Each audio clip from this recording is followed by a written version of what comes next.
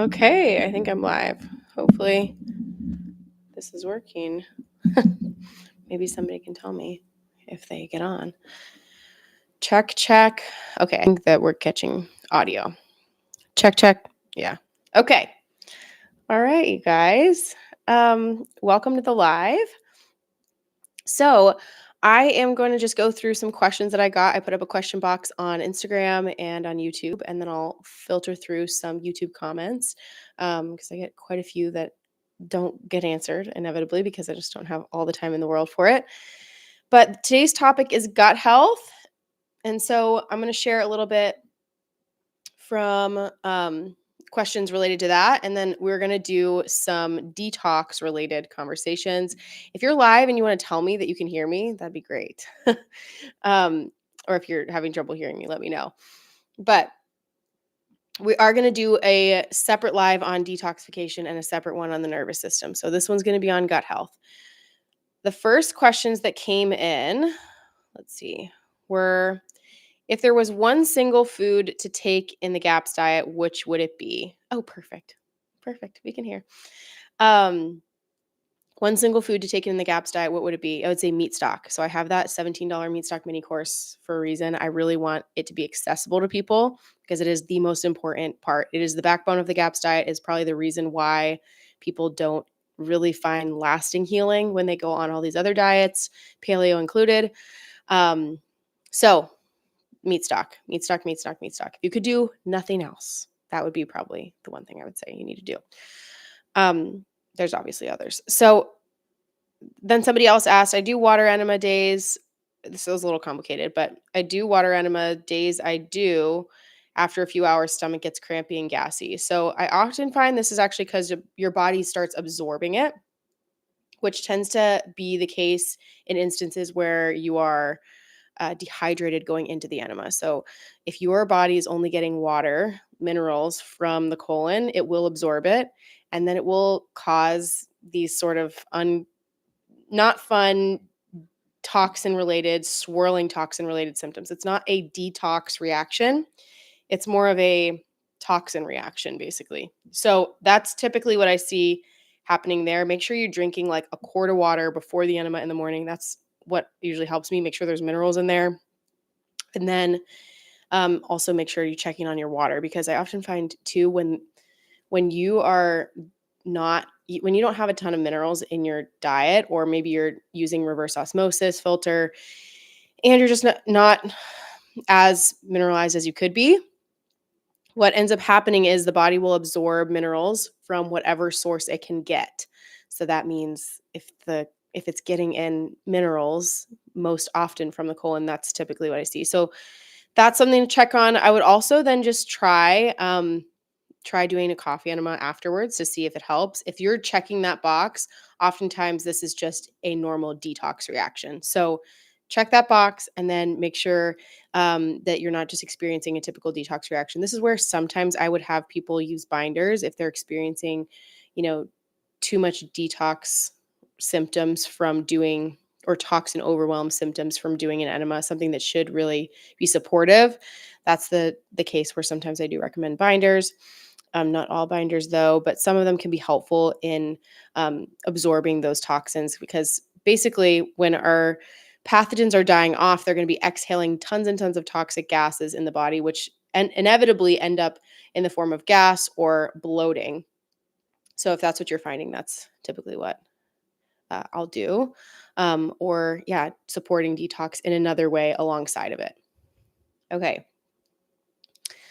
Someone said, oh, I can't see the full thing of this question, but 4 months into GAPS intro, added veg to tolerance, but started having a return of digestive symptoms. Is it die off, or could I be going too fast with the healing foods? Thank you.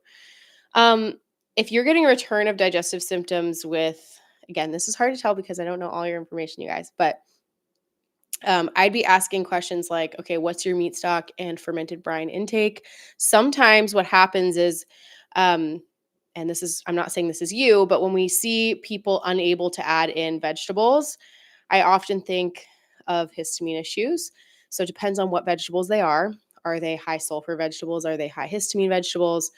It depends on if these digestive symptoms could potentially be related to constipation or diet. Like it depends on which side of the spectrum you're falling on. But if you are getting a return of symptoms with vegetables, and then here's another factor. Sometimes in no plant world, if you stay in no plants for a long time and you're not making sure to be intentional about probiotic intake, then we are inevitably starving out pathogenic bacteria and the beneficial bacteria. And so those beneficial bacteria are needed for digesting plants. If we do that for too long and we're not making sure to have adequate amounts of probiotic intake, I assume she's doing that because she's on intro, but some people don't realize how important that is. Then we end up losing the enzyme and probiotic function in the gut, which in turn can lead to these feelings that are very similar to die off, but it's actually just like you're not able to digest it. You don't have the proper enzymes. I would also be asking the question about your stomach acid levels. Are they high enough? Yeah, with not digesting plants well, this can be a problem. If somebody has chronically low stomach acid, they very likely won't be able to digest plants very well. I'm going to make sure that this is as clear as it can be.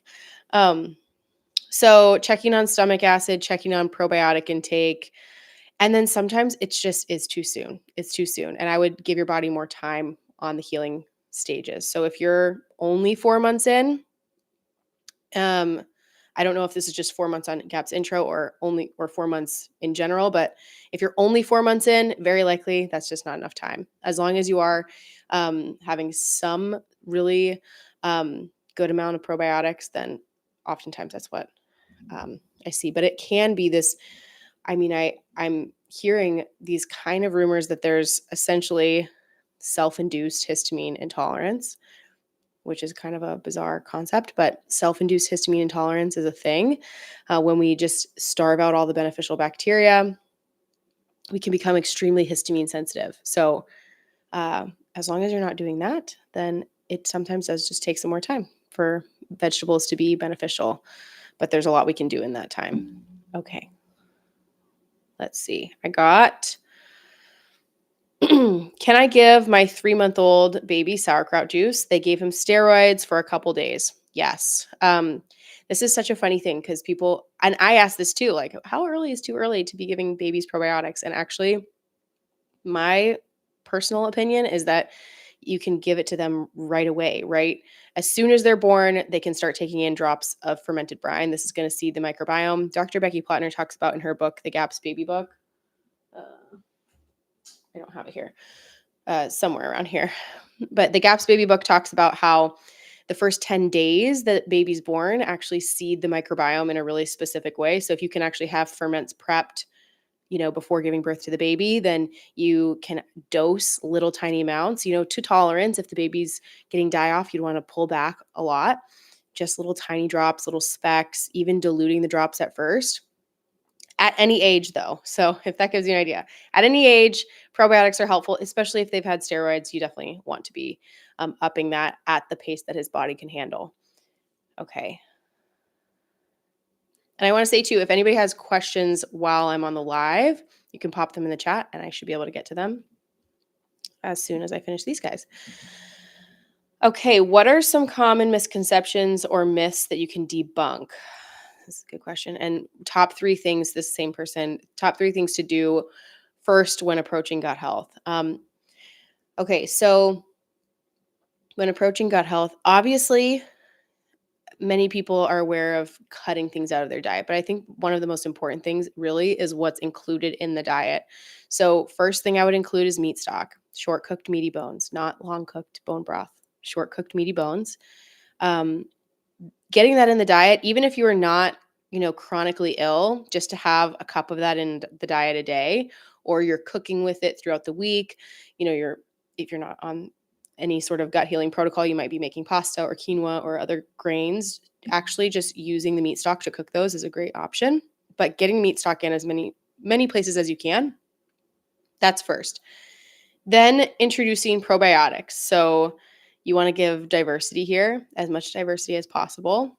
we're going to start with something like a sauerkraut brine, but you'd move all the way up to kefir, slowly build your capacity up to really advanced ferments. You might find that certain symptoms that you have merit certain microbes that you can get in pill form. I'm not against that at all.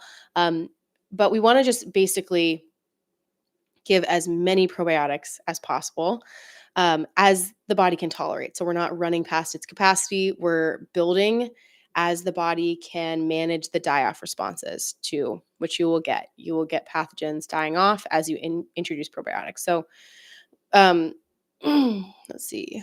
Hold on. So meat stock is going to seal leaky gut. Really important. Probiotics are going to act like that soldiers on the digestive lining to make sure leaky gut doesn't happen again, help you to digest your food, help you to produce enzymes, all sorts of different functions in the brain, in the body, everywhere. So that's the most important. And then the third thing I would say is then to just look at the diet and see if there's anything that's contrary to, not helping you. So I would look at first sugar, and then I would look at grains, I would look at starches and seed oils. Those are the four that I tell people, okay, these are the top things. If you're really trying to go in on healing your gut, these are the top four things that you could pull back on. I'm not even going to say you have to entirely cut out. If it depends on the severity of your symptoms, but those are the top four things I would say. Okay, take a look at them in your diet and make sure that you're leaning on a higher fat, higher protein diet. Make sure that protein is a big portion of your meal. Fat is arguably an even bigger portion. You're going to need different amounts depending on your body. But I would just make sure things are balanced, that that the dietary intake is actually balanced, and not balanced like the dietitians tell you to be balanced, like, um, you know, we're having adequate amounts of fat. Look at ancestral cultures and try to mimic those, because we're not just trying to have this perfect array of starches and carbohydrates and fiber and all that stuff that you'll typically be taught, because those things don't necessarily allow the gut to heal. They're not really ancestral foods, to be honest with you. They're seasonally they may have been available in some areas of the world, but we have to just look at what would have been available to our ancestors that were the healthiest. So I'm not against. And somebody asked, actually, what's your opinion on grains when they're freshly milled? I get this question a lot. It's the best of the best when they're organic, they're freshly milled, and they're fermented into sourdough. That's awesome. And it's not going to be the most conducive to gut healing, no matter all the rumors that you're hearing around. You just have to look at like our history. So even grains, they were relatively recent. I don't have the exact dates in my mind, but they're arguably a more recent thing that has come in.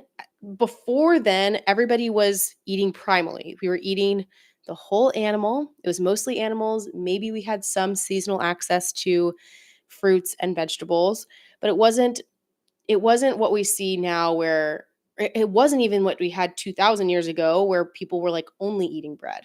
I don't think that's what we evolved to be eating. So I do think there's a little bit of misconception around that. I definitely think they're safe if you're healthy. If you're healthy and you're tolerating them well, go for it. We do have some grains that here and there will have some sourdough bread from someone who makes it, and they, I believe, freshly mill it. That's like the best you can get. That's awesome. But if you're trying to resolve a chronic symptom, I'm not going to lie to you and tell you that that is going to help you, because it's probably not. And we have to look at does your body actually digest things, because it's different than what's the nutrients that's actually in it. Of course, there's nutrients in it, but if your body's not able to assimilate it, and there's too much damage, and there's a greater need for more nutrition, more animal-based proteins, then we're kind of doing our body a disservice in that sense. Okay. Someone saying, I followed your advice, but with cutting out fruit, starch, like you say, I'm really low carb. When healing is your focus, when is healing your focus low carb?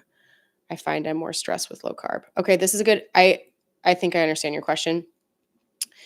Um, and then they had some follow up. Seems like all the advice out there for healing the gut will result in being low carb. The portions they recommend for me, who is a gym bro, I'm never going to be able to get that target of carbs. So, just wondering if I'm misunderstanding the advice from GAPS or your own approach. Thanks so much. This is very bio individual. Some people need more carbs, some people don't. Um, I tend to think most people, even the gym bros, can sustain far better off of fat. And I have been learning a little bit more about this recently, actually, that I think this might tell us a little bit of information about. I don't know how much fat you're taking in. I'm just going to break some of your boxes and say that fat, you could be taking up to 3 cups of fat a day. That would be good. And you very likely would, be in ketosis and all of that, and you would not have a single problem exerting yourself in the gym. I'll just tell you that. So that's one element, and especially if you're, cutting out carbs and you're finding that you're more stressed, I would argue that you're probably more stressed because maybe your body's relying on glucose as a fuel source.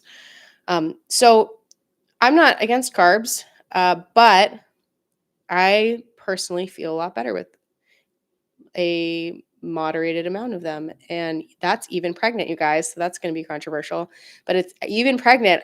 I will say my body, I tried to borderline stay in a mild version of ketosis in my first trimester, and I had no symptoms, you guys.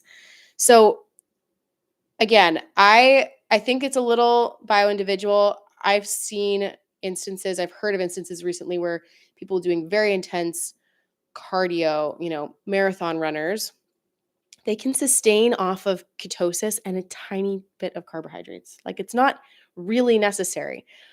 And keto is a very healing state to be in. So, and it's also arguably the most common worldwide when it comes to people that are the healthiest and least, have the best longevity, have the best um, athleticism. And so I do think there's a process of getting there. Oftentimes, our gallbladders are too congested to be able to tolerate the amount of fat that we really would do the best with. So there's a lot of questions I'd have. There's, you know, is the whole digestive cascade actually working optimally to get the body relying on fat a little bit more? Or are you having to depend on carbs because there's issues systemically going on?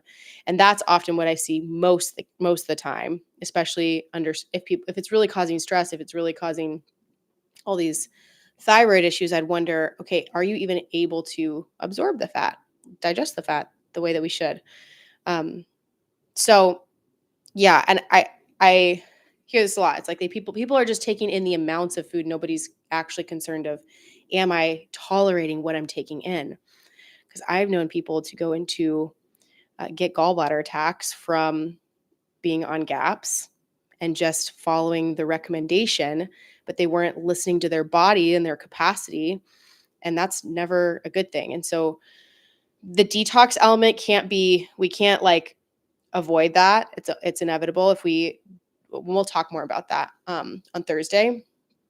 But sometimes we actually need to be able to detox to be able to tolerate the amount of the right foods that are going to be the most healing and beneficial to us. So, okay, let me just make sure that I had another question come in. Okay.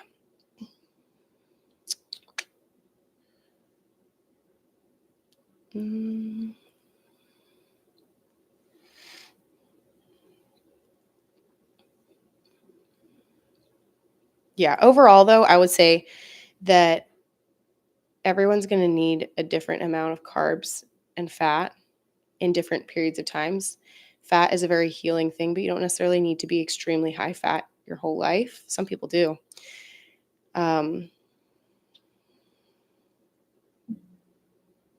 Okay.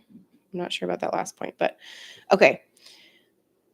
How to completely cure constipation if I'm still experiencing it with having high fat meals? Great question. This is kind of on what we were just talking about with the gallbladder. What is the routine I should I should have if I want to have irregular bowel movements in the morning. What is the best foods and also support gallbladder, bile, liver, and also high stomach acidity?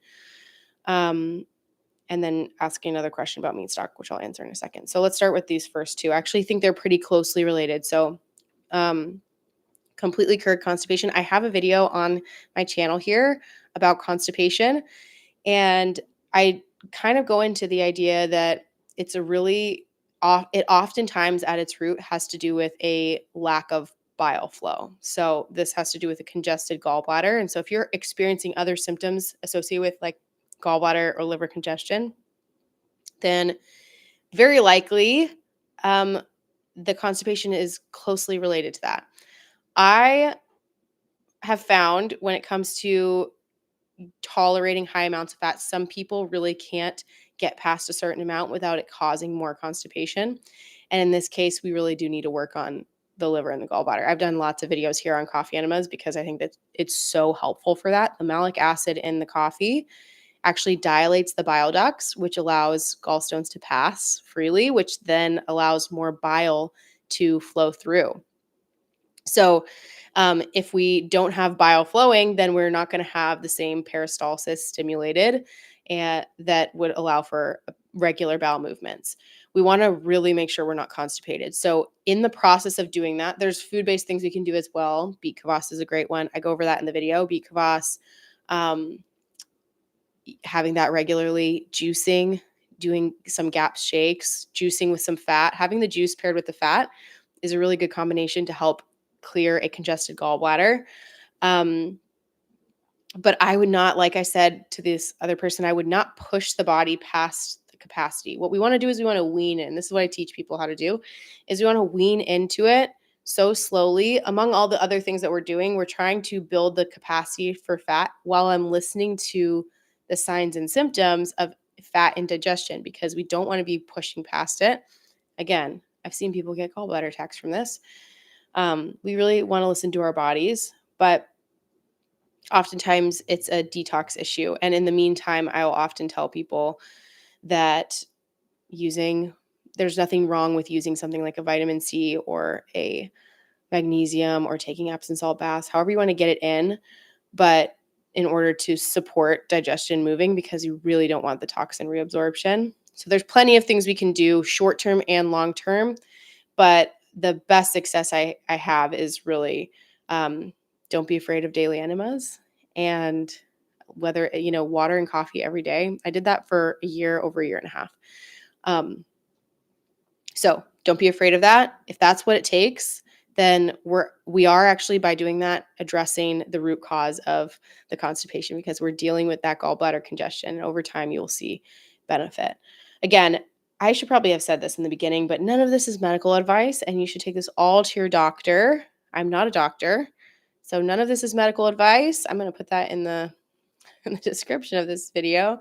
None of this is medical advice, but that's what I've seen work really well, especially with clients who tend to be more constipated. So best foods, I think I mentioned a couple. Highest stomach acidity, you want things that are bitter. Anything bitter, so anything disgusting, you want to start your meal like that. Arugula, sauerkraut brine is great for stimulating stomach acid. You're going to kill a lot of the microbes having it in the beginning of the meal, but the goal for that would just be having a sip of it in the beginning. So high stomach acidity, yeah. Anything that's sour, bitter, lemon juice, apple cider vinegar before a meal, a little dandelion root, tea. There's, what's it called? There's all sorts of tinctures out there.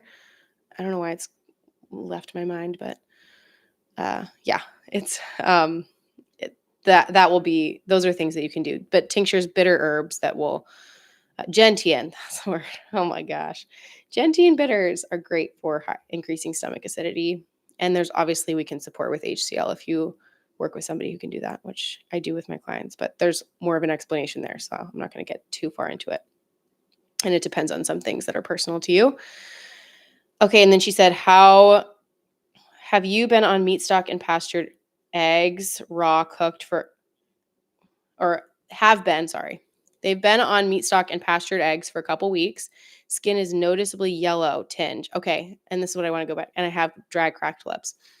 You're gonna notice I have dry lips right now, but this is completely unrelated. This last week I've been fighting some acute sickness, so I've been blowing my nose a lot, and that does dehydrate you. This is not for the same reason, but I'll tell you what this reason often is. What can I do to stop these? It's not jaundice, yellow type, but noticeably yellow tinge that me and my family have noticed in me. Okay, so that to me is similar. All these questions are in the same vein. So that to me is also a signal of gallbladder congestion, believe it or not. Anytime your skin starts turning a little yellow, even if it's not, unless you're like way overeating carrots, which I just assume you're not because you said you're eating eggs and meat stock. That can often be from the fat. So I don't know how much fat you're taking in on top of the meat stock or inside the yolks, but sometimes we need to back up to our body's actual tolerance and then, build up from there. Yellow tinge in the skin is often a sign of not of gallbladder congestion. So we need to work on clearing that. But that's also the constipation. And so you're noticing all these different, I'm having trouble tolerating high fat meals. I'm constipated. My skin is yellow. These are all signs of that. So, okay. Somebody else asked.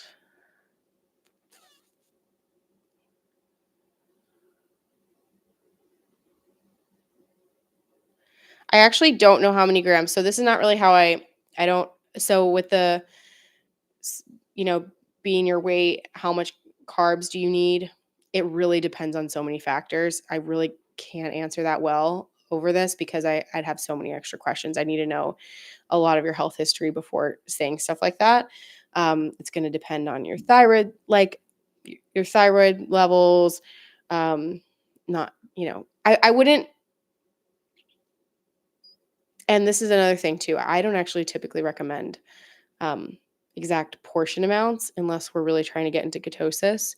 So it's going to be a lot of listening to your body signs and signals and building towards in the direction of what feels best without obsessing over carbs. And carbs will turn to sugar in the body. So we have to recognize that's potentially feeding an overgrowth problem.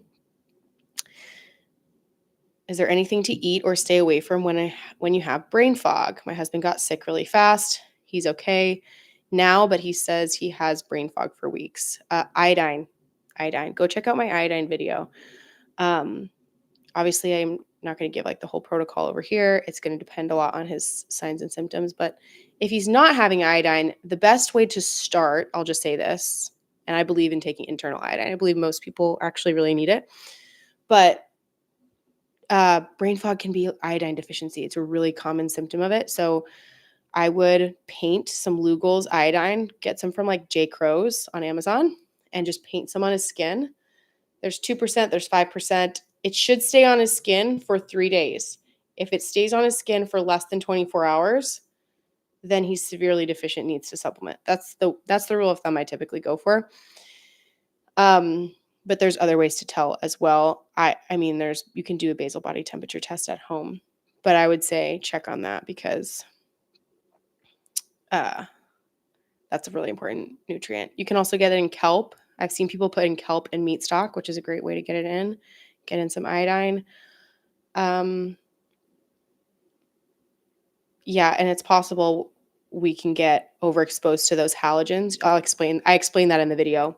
You get overexposed to the toxic halogens, and then you get this onset of thyroid issues, which you may not even realize are thyroid related, but brain fog can be a really common thyroid symptom. So check on that. And then if not that, I would check on how is he tolerating fat, and that whole conversation about fat digestion and making sure he can actually digest fat and he's taking in the right amount of fat that he really needs, building up his capacity slowly. That is often a huge, huge hinder to mental clarity, function, and all that. Okay. We're coming up on 30 minutes, you guys. I'm going to keep going because I had some other questions. Okay. Question for the live. What is the process of getting adapted to higher? Oh my God, this is like a fat talk, you guys. Okay. Yes, you can make an infusion of, You can make it like let it sit there. Yep, boil it in. That's another way to do it. Meat stock would inevitably be like boiling it in. Um, or you can just eat it. Just like eat it straight, which is gross, but what is the process of getting adapted to higher fat and gaps? What are the symptoms of your digestion if your digestion is unhappy with fat levels? I've been doing gaps for 2 months. Amazing results on chicken broth, but after 2 weeks of having the beef, I started getting slower and heavier digestion, and it felt like it was sitting there. I've totally cut down on beef and waiting for digestion to get back to feeling right or feeling light, he said, before reintroducing it. Is this reaction to beef specifically to be expected? Okay, let's start with the first thing. The process of getting adapted to higher fat and gaps is teaspoon by teaspoon. Very, very, very, very slow. It depends on how you've been tolerating fat to begin with, and it depends on probably a number of other symptoms I don't know the answer to specifically of where we would start with that and what types of fat we would start with. I don't know if you're tolerating dairy. I don't know, what your levels are at right now. I don't know if you're trying to get into ketosis, if you need to get into ketosis, but nonetheless, I think higher fat is better for gut healing. So, what are the symptoms that your digestion is unhappy with the fat levels? So we mentioned the skin, the yellowing of the skin. That's a symptom of that gallbladder congestion. You're not digesting the fat. Um, let's see, dry skin, really dry skin. So cracked and dry skin. That's another symptom. If your stools are floating or if they are pale, really pale, that's a symptom of fat indigestion. If you get really fatigued or really brain fogged after eating lots of fat, that's a symptom you're not digesting it well. And then let's see. I've been doing gaps for 2 months. Amazing results on the chicken. So he had an issue when he shifted to the beef. I would wonder if maybe the beef was aged beef and you're having a histamine issue because when beef is aged, it's going to be higher in histamines. And so you might get the experience of slower, heavier digestion. It's essentially pathogenic. Your histamine levels are tipped over capacity. So that's one way to think about it. And then, yeah, I would agree. Cut down on the beef. You might want to consider getting a low histamine beef or trying an animal that is just naturally like lower histamine. Depends on your sourcing. So if you sourced chicken that was like from a farm, super clean, and then the beef was like from Costco and you're reacting to the beef, then it could be that it's just from Costco and it's kind of toxic beef. The other piece is that, yeah, you might not be tolerating the histamine levels because of the aging process that's typical of beef, but it's not of chicken. It's not necessarily to be expected, but it gives us information about if beef is something that is going to be the most healing for you right now. We will work with whatever animal works the best for you right now. Just stay with that until that's what I would do. Again, not medical advice, but I would hang out with the things that which you're inevitably going to do. Hang out with the things that feel the best right now because as your microbiome shifts, as long as you're really working on shifting the microbial balance in there, lots of probiotics, ferments, and whatnot. As long as you're doing that, you will over time be able to tolerate the beef better. I believe that at least, as long as again it's not like so toxic that the body is overwhelmed by it. If it is, and you're having that reaction to it, very likely your body is at like a toxicity limit right now, and then I would consider detox, and we can talk about that next week. That's the best explanation I have here without knowing tons of information, especially when you've been on it only for 2 months. I would go back. And if you change the recipe, also pay attention to what you added in or what you took out, because sometimes that can make a big difference as well. What's your perspective on caffeine while on the GAPS diet? Is there potential for it to mess up digestion? It's not ideal. That's my consensus. But if you're somebody who's just like so loves their coffee and refuses to change, don't let that be the thing that holds you back from being on GAPS. to answer your question about how many grams of fat to make sure I'm doing it, it's kind of unlimited to what your body needs. But to start, I would build from a teaspoon upward and watch for symptoms of fat indigestion, and you might need to slow down. But for example, right now I do the best. I do the best mentally in this pregnancy, all of it, with around like 2 cups of fat a day, 2, sometimes even 3. And if I go without, if I do like lower fat meals for a few days in a row, I will feel it. Okay. But that's not because my gut's not healed or whatever. I think there's always room for healing, but that's not really because my gut's not healed necessarily or healed enough. It's really because I think most bodies actually do better like that. It's the most nourishing thing, especially for pregnancy and whatnot. So, obviously, if the caffeine is like, if coffee, for example, is causing diarrhea and you are prone to that, you probably want to stop that. Oh, and common misconceptions and myths to debunk. And then I have to probably wrap this up here soon. Common misconceptions about gut health. Oh, I would say that that dietitians are right, that we need to have a big heaping portion of starch with every meal. That's a big misconception. Misconceptions. We really need to use fiber strategically. Some people need more of it, some people need less of it, but the idea that everybody just blanketly needs lots of it is just absurd. I think every approach needs to be catered. I think gut health in general needs to be really catered. I don't think even Dr. Natasha will say this, like everybody's body needs something different. And so the idea that we could just follow a book with no support and guidance and extra things going alongside of it, um, I think you really miss a lot. You miss a lot of the pieces. And um, yeah, I see people just hit ceilings doing that, and it's totally unnecessary. There really isn't a one size fits all approach. There are principles. Everybody needs to learn the same principles, but it all does need to be catered to their specific situation in their body. And I have some clients who it's like we're still on like a teaspoon of fat, and then I have some where they're able to move much faster through some things, and so they're going to press into others more because they have a different symptom profile than the other person, and their goals are different, and maybe their lifestyle is different. And so I think it all needs to be catered. I also would say the idea that probiotics, I mean, I yap about this a lot, you guys, like, that you could just take a probiotic pill and that it means it's working if you're not getting a reaction. That's a huge misconception because you actually need to be getting a reaction to a probiotic. Otherwise, I would say your body doesn't need it and you're wasting your money on that probiotic that costs so much money. You want to be feeling it. If you bought and you paid money for a probiotic that you no longer get die-off symptoms to, you're wasting your money. So I would go make it ferment at home or have your friend make it and challenge your microbiome a little bit. Let's see. Okay. I want to make sure I didn't miss. Okay. I don't think I missed one there.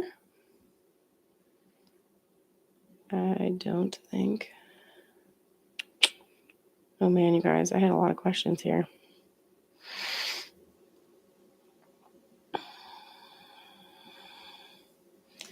Sorry, hang on. My bone broth is not chunky. Will it still work? Yes. Just drink it. It should be meat stock though.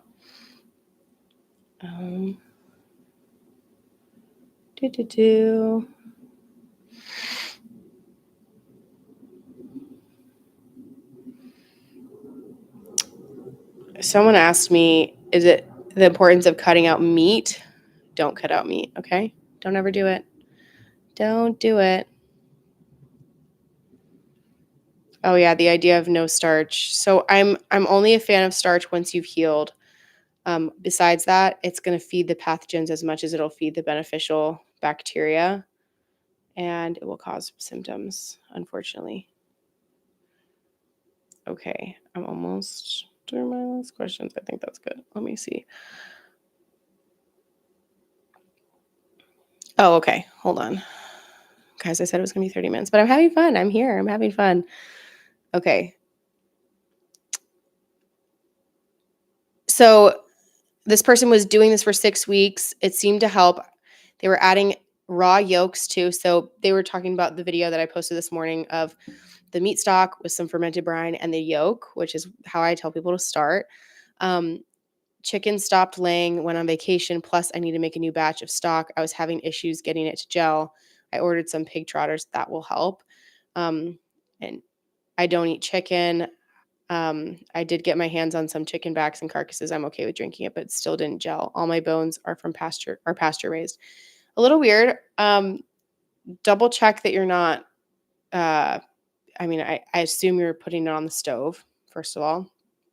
Make sure that you're not diluting it or overheating the gelatin. So once it gets to a boil, we want to turn it down to a simmer right away.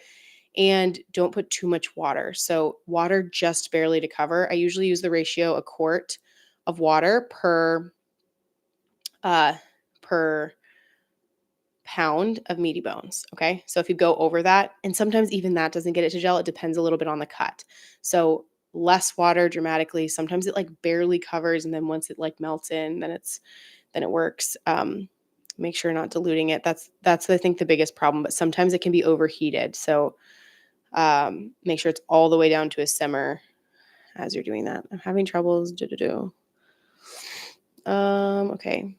And then I'll just take this last question. I think 4 cups to a pound.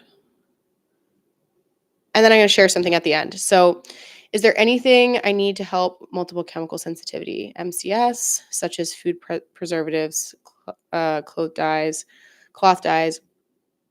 particle board, fumes, etc. Is there anything I need help? I often think this is a really congested detox system. We will talk more about this in future lives. So there's a live coming up on Thursday where we're going to talk a lot about detox. But I often think that the people who are so sensitive, it's really because their bodies are so congested overall, and their detox pathways need to be cleared. Their liver needs a lot of support. If you're interested in just like some recommendations on this, some foods that you can start to introduce that can be supportive of this. I did a video, I think it's called the Liver Detox Masterclass.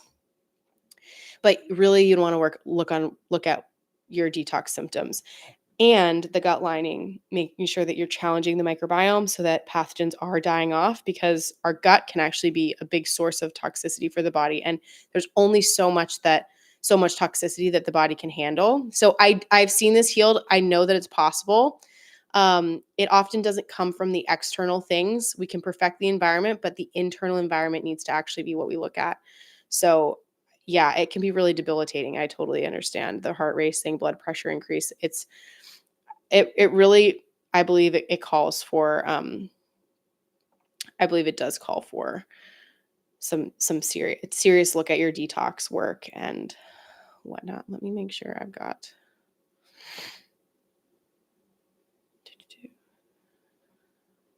I definitely don't think I'm going to be able to get to all these questions. Okay. So I might answer 1 or 2 more, but I just wanted to touch on, I have a sale going on for the Whole Health Blueprint. So if you are new or haven't heard about that, I have a 6-month coaching program called the Whole Health Blueprint that takes you really start to finish in this gut healing process. Obviously, it can last sometimes longer than the 6 months. And that's why I provide an extended 6-month guarantee to be a part of the group coaching calls if you need it.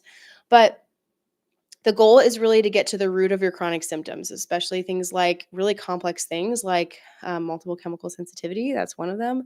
But when you've got all these complex things going on around, sometimes it can be helpful to have feedback, more consistent feedback as you're implementing the nutritional healing aspects.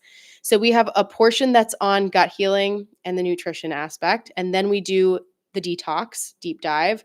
I mean, it's really, really extensive, you guys. So we're clearing detox pathways, learning how to really get toxins out of the body effectively. And then we do a whole module on heavy metal chelation, which is a topic that's talked about a lot in the GAPS world, but I feel like nobody really knows how to do it except for the practitioners. I make it really accessible.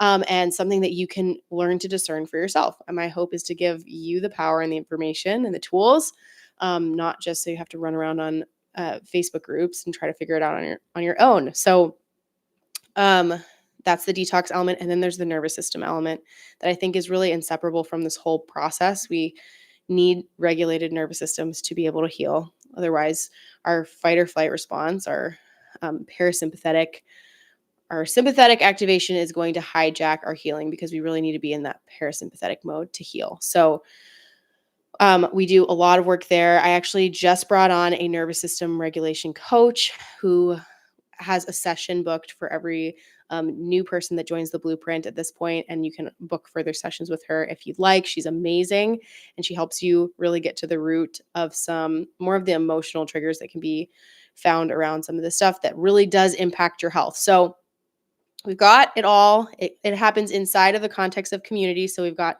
12 group coaching sessions. There's one-to-one sessions throughout the program that give you more of that catered approach. And then we also have this private community where you can ask questions and you basically get unlimited access to me. So I am in there every day responding to people's questions who are, part of the program, and you'll get really catered step-by-step responses. You're never left wondering. I have a 48 business hour response time. So I really want to get back to you. And these are people that I want to invest a lot of my energy in. So if you're interested in that, it is 20% off right now. So it's going to be 20% off through to the end of November. So November 30th is when the sale ends.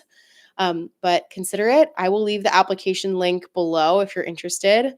But it really does. It's very much a root cause oriented model. I think those three things, toxins, the nervous system, and the gut microbiome, are the root cause of nearly every chronic illness that is out there. And when we can learn to unravel that with this right support and tools, I've seen people get great success. So I'm excited. Hopefully you'll join us.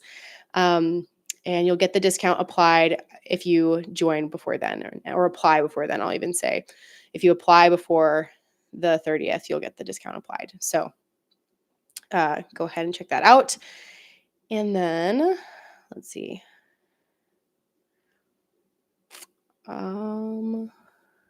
Yeah, I think I'm going to wrap it up here. There's a lot of questions, you guys.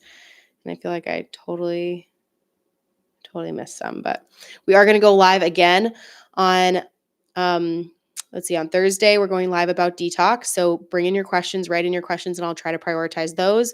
You can email me or you can message inside of just any of the comment sections that I've put up posts about these lives. You can message there and I will try to get to them. And I also have question boxes that are regularly up on my Instagrams. So check out that if you're interested. And I'd love to help you. So, and then the Monday after that is when the nervous system one is. We're going to talk about how that really relates to the gut microbiome and how you really can't separate the two. And these are really the pillars of my program. And I think when we could start to get these questions answered on a deeper level, that's where the breakthrough happens. So hopefully you found this helpful. I will see you guys on Thursday, and the links to apply for the Whole Health Blueprint and all the discounts will be applied. The 20% off is below this video. Okay. See you guys soon.